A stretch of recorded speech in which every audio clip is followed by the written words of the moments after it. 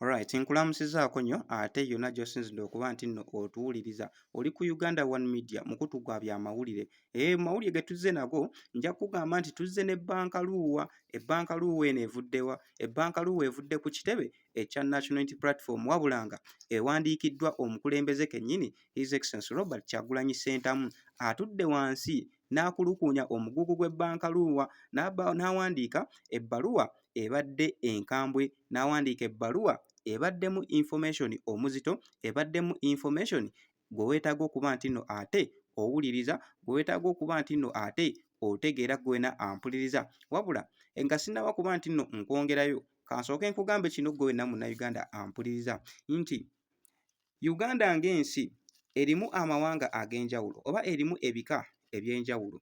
Era singa wabaawo ensonga yonna egudde mu Ankole, singa wabaawo ensonga yonna egudde mu Busoga oba egudde wano mu Buganda Kingdom, nja kugamba nti ensonga eyo eba etukwatako ffenna nga bannayuganda nga ensi, so si nga tribe eyo eba eguddeko obuzibu. So bw'atyo His Excellency Robert Kyagulanyi Ssentamu bw'avuddeyo agezeeko okuba nti nno ate attaanya ensonga omukulu General Muhoozi gy'agenze mu maaso n'okuba nti nno agezaako okupolomootinga ensonga ya tribalism, ensonga y'okuba nti nno ate ayawula tribe y'Abanyankole ku mawanga amalala. Lwaki atagenda mu maaso n'okuba nti nno ateekawo embeera eno? Omukulembeze mu bbankaluuwa eno gye ngenda okuba nti nno nkusomera agambye nti omukulu ono agendereddwamu okuba nti nno ate aseetingawo enjawukana, aseetingawo oboolyawo obusosoze ekittabantu mu ggwanga lyattu erya Uganda, oboolyawo ekitajja kuba nti nno kireeta emirembe mu nsi yaffe. Kansooke nkuwe ebbaluwa His Excellency Robert Kyagulanyi Ssentamu gy'agenze mu maaso n'okuba nti nno awandiikira baganda baffe ab'omu Western naddala abo Abanyankole. Bw'ati omukulu bw'agenze mu maaso n'okuba nti nno atandika ebbankaluuwa ng'egamba etya: From the National Unity Platform 16th May 2025 to Honorable Matthew Luchikaire, Honorable Nuwe Amanya Rushege, Right Honorable Justice Bati Magunda Katurebe, Honorable Eri Karuhanga, Professor George Mondo Kagonyera, Honorable Mary Lutamwebwa Mujenyi, Honorable John Mwona Nasasira, Honorable Richard Kajuka, Honorable Mary Karore Akuruti, Honorable Hope Ruhindi Mwesije, Archbishop Mbarara Archdiocese Catholic Church, Bishop of the Church of Uganda for all dioceses in Ankole and Kigezi sub-regions. Nayongerayo ng'agamba nti all district Kaddish Ankole and Kigezi sub-regions. Dear elders, tribal sectarian talk and action by General Museveni's son Muhoozi Kainerugaba with the potential of setting our country on fire. Omutwe ogugamba gutya? Omutwe ogugamba nti ebbankaluuwa eno egendereddwamu okuba nti nno eyogera ku njawukana wamu n'obusosoze mu mawanga ebigenda mu maaso n'okuba nti nno biteekebwawo mutabani wa General Museveni amanyikiddwako nga Muhoozi Kainerugaba n'ekigendeerwa ekyokuba nti nno ate ateeka eggwanga ku kyokya. Tweyongeddeyo, omukulu agenze mu maaso n'agamba nti I bring you greetings and thank God for keeping you alive up to this point. I write to you as some of the elders from Ankole and Kigezi sub-regions of Uganda over a matter of significant public importance. Jjukira ngenda kuba nkuvuunulira buli article omukulu His Excellency Robert Kyagulanyi Ssentamu gy'agenze mu maaso n'okuba nti nno awandiika. Mweno article ekulembedde ddala agambye atya? Agambye nti mbabuuzaako era neebaza ne Mukama Katonda okuba nti nno akyabakuumye nga mukyali balamu okutuusa ku mutendera guno we tuli. N'agenda maaso n'okuba nti nno abagamba nti era mbawandiikidde nga mmwe abakulu abakwatibwako ensonga mu Ankole wamu ne mu Kigezi sub-regions mu ggwanga lyattu erya Uganda ku nsonga enkulu ennyo ezigenda maaso n'okuba nti nno zibungeeta mu ggwanga ze njagala okuba nti nno mbategeeza mu lujjudde. As you must have seen by now, over the past few years, General Museveni's son Muhoozi Kainerugaba has ramped up ethnic hatred in our country through his action and the accompanying reckless talk regularly expressed through posts on his X, formerly known as Twitter. Omukulu bw'atyo bw'agenze maaso n'okuba nti nno ayogera. Bw'atyo n'agenda maaso n'okuba nti nno atutegeeza atya nti nga bwe muzze mulaba kaakati era n'emyaka egiyise emabega bw'atyo mutabani wa Museveni, mutabani wa General Museveni amanyikiddwako nga Muhoozi Kainerugaba, bw'atyo bw'agenze maaso n'okuba nti nno ate asiga obukyayi mu mawanga mu ggwanga lyattu erya Uganda, ng'era ayogerera ddala mu ngeri ey'obulagajjavu wali ku mukutu gwe ogwa X oba guyite ogwa Twitter. Tweyongeddeyo ne Bankaluwa, His Excellency Robert Kyagulanyi Ssentamu gy'agenze maaso n'okuba nti nno ate awandiikira bannaffe ab'omu Western oba bayite ab'omu Ankole. Agenze maaso n'okuba nti nno ate yeeyongerayo ng'agamba atya nti Muhoozi has committed various crimes against humanity including violent abductions and torture as well as the mass killing of over 150 citizens which has commanded between November 18th and 19th, 2020. To date, there has been no accountability for these crimes. He has gone ahead and boasted about committing similar crimes in the neighboring countries such as South Sudan and the Democratic Republic of Congo, in addition to threatening attacks on Kenya and Ethiopia. Akagamba katya? Akagamba nti Muhoozi agenze maaso n'okuba nti nno ate akola ebikolobero bingi nnyo, wabula nga bino byonna bikontana n'eddembe ly'obuntu wamu n'okuba nti nno ate awamba wamu n'okutulugunya bannansi b'eggwanga erya Uganda, wamu n'okuba nti nno yaduumiramu ekittabantu ekyaweereza ddala abantu abawera 150 mu mwezi ogwa Novemba ng'ennaku z'omwezi 18 ne 19 omwaka ogwa 2020, wabula okutuusa kaakano tannaba kuba nti nno ate avunaanyizibwa emisango gino oba tannaba kuba nti nno atwalibwa mu kkooti z'amateeka okuba nti nno ate avunaanyibwa ensonga zino ze yagenda maaso n'okuba nti nno ate atambuza mu maaso. Wabula omukulu agenze maaso n'okuba nti nno agamba nti era omukulu ono agenze maaso n'okuba nti nno ate azza emisango gye gimu mu mawanga agatwetoolodde nga omuli eggwanga erya South Sudan wamu ne Democratic Republic of Congo, wamu n'okuba nti nno atiisatiisa baganda baffe abana Kenya wamu n'aba Ethiopia okuba nti nno agenda kuba abalumba essaawa yonna.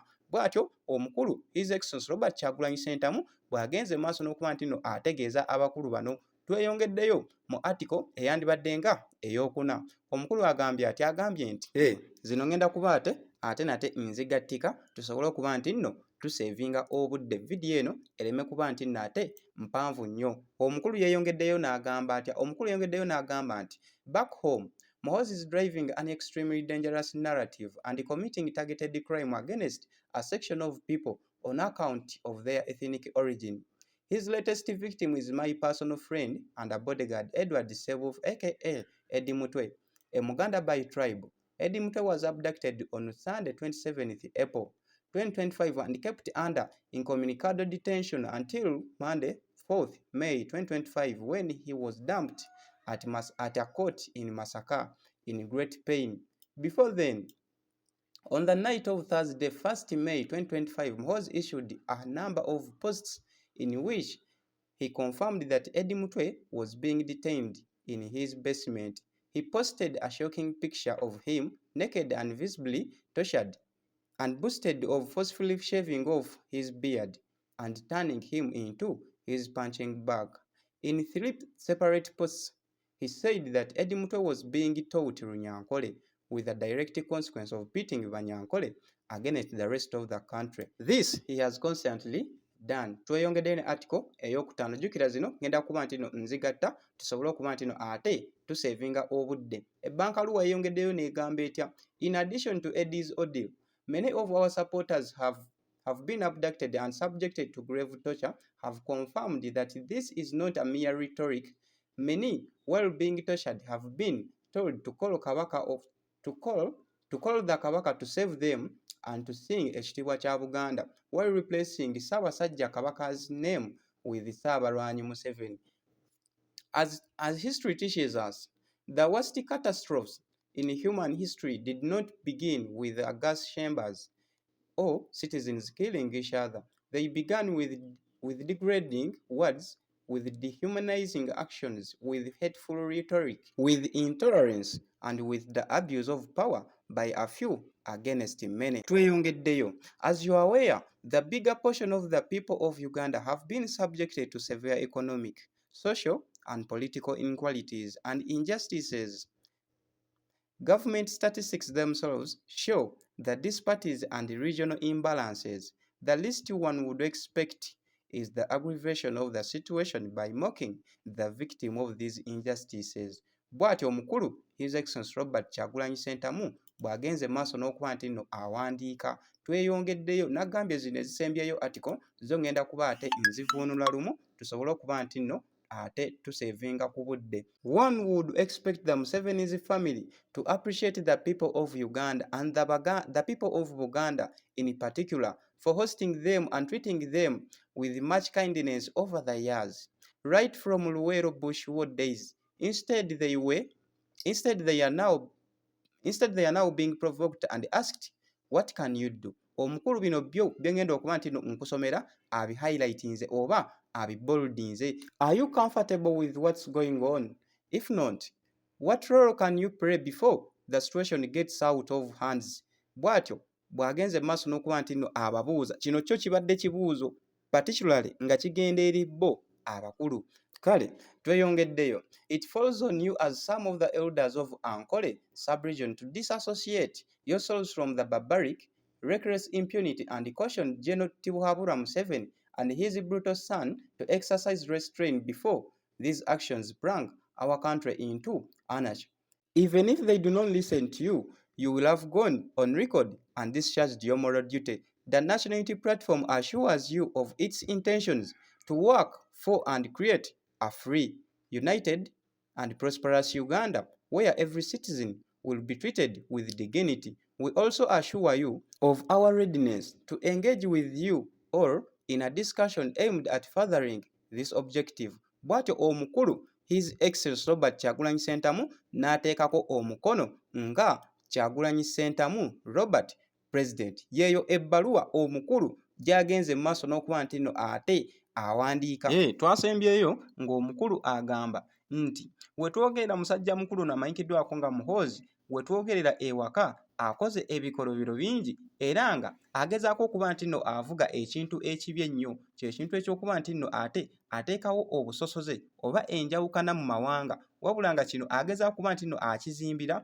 ku kakundi kaabo Abanyankole oba kakundi kaabo abafubutuka mu Ankole. Wabula agambye nti wetwogerera omuntu eyakagenda maaso n'okuba nti nno ate atuusibwako obutali bwenkanya ye bodyguard we amanyikiddwako nga Eddie Mutwe oba Edward Ssebuufu, era nga yagenda maaso n'okuba nti nno awambibwa ng'ennaku z'omwezi 27 lunaku lwali lwa Sande omwaka 2025 n'agenda maaso n'okuba nti nno akuumibwa mu kifo ekyekusifu, buli omu ky'atagenda maaso n'akuba nti nno amanya, okutuusa nga lumu May musajja mukulu Muhoozi bwe yavaayo n'agenda maaso n'okuba nti nno ate yeewaako obujulizi nti yagenze maaso n'okuba nti nno adetaininga musajja mukulu ono amanyikiddwako nga Eddie Mutwe, wabula yagenda maaso n'okuba nti nno ayongerako ebigambo ebyali bigenda maaso n'okuba nti nno bisoomooza oba bimookinga, ng'agamba nti ali mu basement ze agenda maaso n'okuba nti nno ayiga Lunyankole. N'agamba nti mukuba nti nno mu kwongera ku nsonga ya Eddie Mutwe si ye yekka avuddeyo n'agenda maaso n'okuba nti nno awambibwa,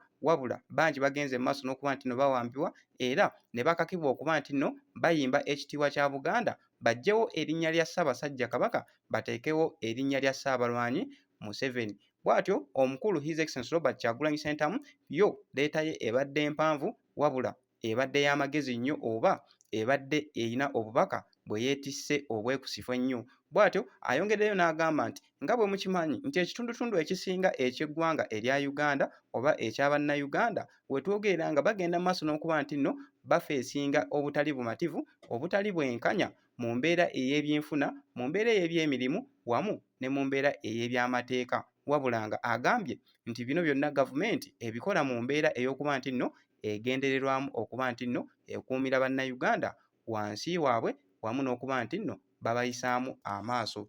Yeeyo nno ebbaluwa eya His Excellency Robert Kyagulanyi Ssentamu yagenze mu maaso n'okuba nti nno awandiikira basajja battu bano Abanyankole, bagenze maaso n'okuba nti nno ataaginga waggulu wali nga bwe wabalabye, era ng'asembeyo ababuuza ekibuuzo nti muli batebenkevu n'embeera eno egenda mu maaso n'okuba nti nno ate ebiriwo mu ggwanga erya Uganda, era mukozeewo ki okulaba nga embeera eno tegenda maaso nakuba nti nno esajjuka nga tebinnaba kuba nti nno ate biva mu mikono gyammwe. Bw'atyo n'agenda mu maaso n'okuba nti nno abagamba mugende mu maaso n'okuba nti nno mubagambako ne bwe banaaba tebabawulirizza at least kijja kuba on record nti mwagenda mu maaso n'okuba nti nno ate mmwe mwatuukiriza omulimu gwammwe. Bw'atyo n'awandiika n'agamba nti ng'ekibiina kya National Unity Platform kyo kyewaayo era kyeyama okuba nti nno kigenda kuba nti nno kitondawo embeera ey'emirembe mu ggwanga nga buli munnayuganda ayisibwa mu mbeera ey'okuba nti nno ate yeeyagalira mu nsi ye. Bw'atyo n'agenda mu maaso n'okuba nti nno asayiningako omukono nga His Excellency Robert Kyagulanyi Ssentamu, the President of Uganda, the President of the National Unity Platform. I sign out. Bw'atyo His Excellency Robert Kyagulanyi Ssentamu bw'atyo bw'agenze maaso n'okuba nti nno awandiika ebbaluwa ye gy'agenze maaso n'okuba nti nno asindikira ba elders ba Nkole oba n'abanyankole at large. Kale tulagane mu vidiyo ezinaddako. Bye.